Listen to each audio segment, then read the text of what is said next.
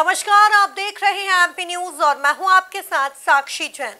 लोकसभा चुनाव का शंखनाद हो गया है। ऐसे में अब राजनीतिक पार्टियों की ओर से जीत के लिए जोर आजमाइश का दौर भी जारी है, जहां एमपी में 3 पूर्व मुख्यमंत्रियों की प्रतिष्ठा दांव पर लगी हुई है। ऐसे में अब इन सीटों पर करो या मरो की स्थिति है, जिसकी अधिक जानकारी के लिए हमारे साथ हमारे संवाददाता संदीप नागर जुड़ गए हैं। संदीप, प्रदेश के 3 मुख्यमंत्री की प्रतिष्ठा दांव पर लगी हुई है। विपक्षी पार्टियों से किस प्रकार की चुनौती मिल रही है? देखिए, निश्चित ही लोकसभा चुनाव का आगाज हो चुका है और भारतीय जनता पार्टी मिशन 29 पर काम कर रही है। अगर मध्य प्रदेश की कुछ हॉट सीटों की बात की जाए तो उनमें कुछ चुनिंदा सीटें आती है, लेकिन मध्य प्रदेश की राजनीति के बाद अगर चर्चा की जाए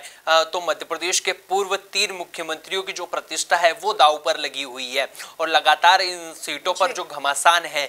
वो तेजी के साथ बढ़ता जा रहा है। और जैसे जैसे चुनाव की तारीख नजदीक आती जा रही है वैसे वैसे दोनों ही राजनीतिक पार्टियों की ओर से इन 3 सीटों पर जो आजमाइश का जो दौर है वो जारी है। अगर बात की जाए इन सीटों की तो इनमें सबसे पहले विदिशा सीट आती है, जहां से पूर्व सीएम शिवराज भारतीय जनता पार्टी के प्रत्याशी है।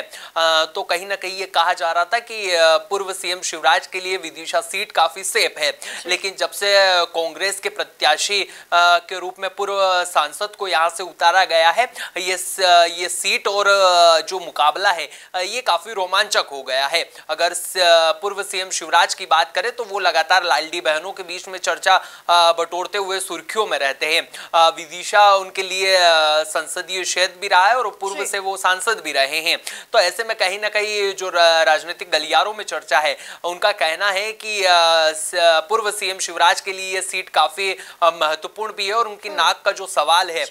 वो ये सीट बनी हुई है। लेकिन कहीं ना कहीं ये कहा जा रहा है कि पूर्व सीएम शिवराज के लिए सीट काफी महत्वपूर्ण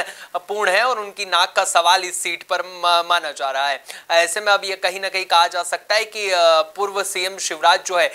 इस सीट पर पूरी ताकत के साथ चुनाव मैदान में है। अगर बात की जाए चुनौती की तो विपक्षी पार्टी यानी कांग्रेस की ओर से पूर्व सीएम शिवराज को घेरने की पूरी तैयारी की जा रही, लेकिन बावजूद इसके पूर्व सीएम शिवराज जो है वो बेहतर प्रदर्शन करते हुए नजर आ रहे हैं। अगर हम पूर्व सीएम की बात करें तो उनके ऊपर दोहरी जिम्मेदारी इसलिए भी है क्योंकि भारतीय जनता पार्टी ने उनको स्टार प्रचारक बनाया है और जब उनका 18 साल का लंबा कार्यकाल मध्य प्रदेश में है तो कहीं ना कहीं वो जनता के बीच में महत्वपूर्ण भी है और उनकी जो चर्चाएं हैं, जो उनका इफेक्ट है, प्रभाव है, वो अन्य लोकसभा सीटों पर भी पड़ता है और लाडली बहनों के बीच में वो लगातार अपनी बातचीत की शैली से और अपने भाषणों से लगातार चर्चाओं में रहते हैं। तो ऐसे में कहीं ना कहीं उनको लोकसभा सीटों पर भी अपने पार्टी के प्रत्याशियों के लिए चुनाव प्रचार में जाना पड़ रहा है। तो ऐसे में वो विदिशा में कम सक्रिय दिखाई दे रहे हैं, लेकिन बावजूद इसके कहीं ना कहीं सीएम मोहन यादव की अगुवाई में पूर्व सीएम अच्छा प्रदर्शन करते हुए नजर आ रहे हैं और उनके लिए यह प्रतिष्ठा का सवाल बना हुआ है। अगर बात की जाए अगली सीट की तो वो राजगढ़ लोकसभा सीट है, जहां से कांग्रेस के कद्दावर नेता और पूर्व मुख्यमंत्री दिग्विजय सिंह चुनाव मैदान में है। दिग्विजय सिंह इन दिनों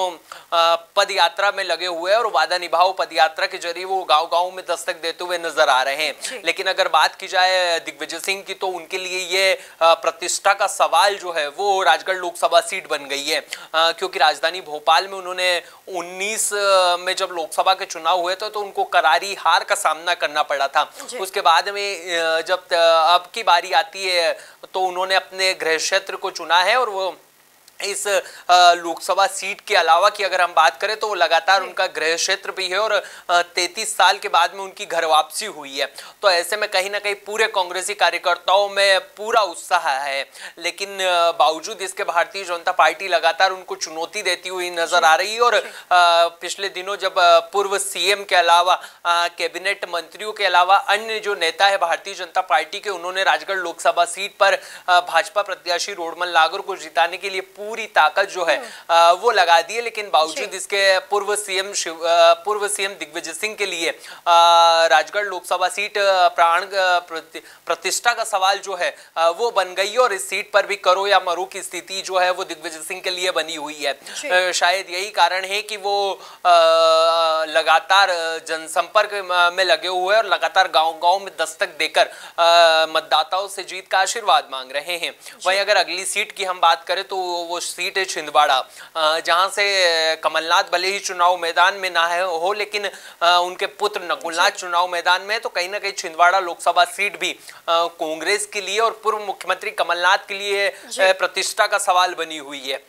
क्योंकि भारतीय जनता पार्टी लगातार उनके करीबियों में सेंधमारी करती हुई नजर आ रही है और भारतीय जनता पार्टी छिंदवाड़ा लोकसभा सीट को जीतने के लिए पूरी ताकत जो है वो झोंकती हुई नजर आ रही है। मुख्यमंत्री मोहन यादव के अलावा कैबिनेट मंत्री कैलाश विजयवर्गीय ने भी छिंदवाड़ा में अपना डेरा डाल रखा है, ऐसा प्रतीत हो रहा है। लेकिन बावजूद इसके कमलनाथ की रणनीति के आगे कहीं ना कहीं भारतीय जनता पार्टी पीछे दिखाई दे रही है और लगातार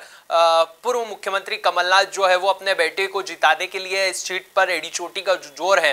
वो लगाते हुए नजर आ रहे हैं। लेकिन भारतीय जनता पार्टी भी इस सीट को जीतने के लिए पूरी ताकत जो है वो लगाती हुई दिखाई दे रही है और कहीं ना कहीं मिशन 29 में रोड़ा बनने वाली छिंदवाड़ा लोकसभा सीट पर दोनों ही राजनीतिक पार्टियों की ओर से जोर आजमाइश का जो दौर है वो जारी है। ऐसे में कहीं ना कहीं कहा जा सकता है कि पूर्व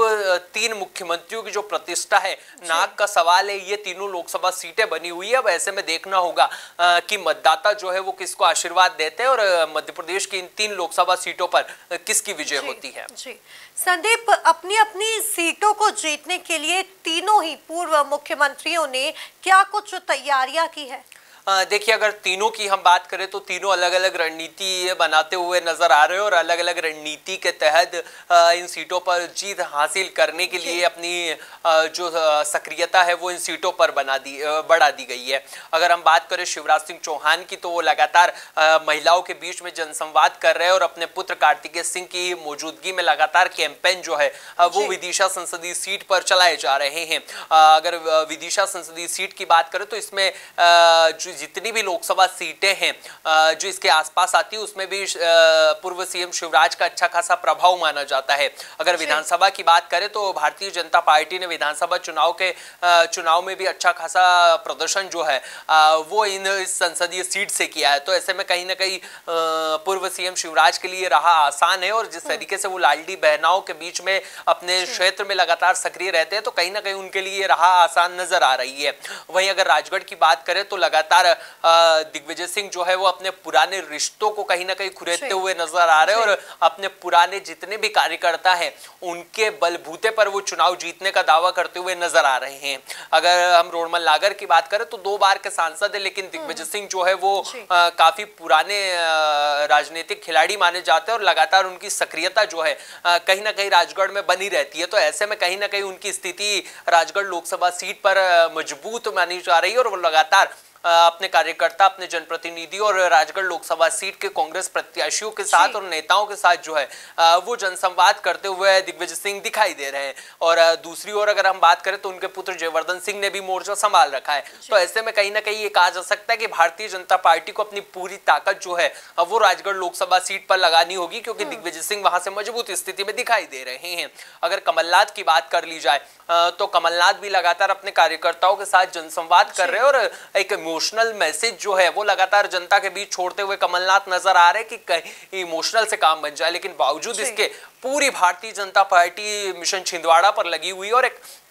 विशेष रणनीति जो है वो छिंदवाड़ा लोकसभा सीट के लिए बनाई गई है। यही कारण है कि आने वाले दिनों में भी हम भारतीय जनता पार्टी के राष्ट्रीय अध्यक्ष जेपी नड्डा को छिंदवाड़ा में देखने वाले हैं और उसके बाद में बैक टू बैक कई दिग्गज नेताओं का जो दौरा है वो छिंदवाड़ा लोकसभा सीट पर हमको देखने को मिल सकता है, क्योंकि पहले फेजेस में यहाँ चुनाव होने हैं और जब 19 तारीख को यहाँ मतदान होगा तो भारतीय जनता पार्टी उससे पहले पूरी दमखम जो है छिंदवाड़ा लोकसभा सीट पर लगाती हुई नजर आएगी। तो ऐसे में ये कहा जा सकता है कि भारतीय जनता पार्टी के अलावा कांग्रेस भी अपनी जीत के लिए पूरी जो आजमाइश है वो लगाती हुई नजर आ रही है। लेकिन बावजूद इसके भारतीय जनता पार्टी लगातार 29 सीटों को जीतने का दावा कर रही है। तो ऐसे में कहीं ना कहीं ये देखना होगा कि दोनों ही राजनीतिक पार्टियों की ओर से इस दमखम के बाद में आखिर जो मतदाता है वो क्या सोचते हैं और किसको जीत का जो आशीर्वाद है वो मतदाताओं की ओर से दिया जाता है। जी बहरहाल देखा जाए तो मध्य प्रदेश के 3 पूर्व मुख्यमंत्री जो है वो अपनी अपनी सीटों को जीतने के लिए एड़ी चोटी का जोर लगा रहे हैं। अब देखना यह होगा कि जनता किसको अपना आशीर्वाद देती है। तब तक के लिए आप बने रहिए एमपी न्यूज के साथ। नमस्कार। एमपी की नब्ज, एमपी का हाल, मध्य प्रदेश की हर खबर एमपी न्यूज टीवी के साथ। लगातार खबरों के लिए सब्सक्राइब करें हमारा YouTube channel MP news TV. Latest updates के लिए बेल आइकन दबाना जरा भी न भूलें।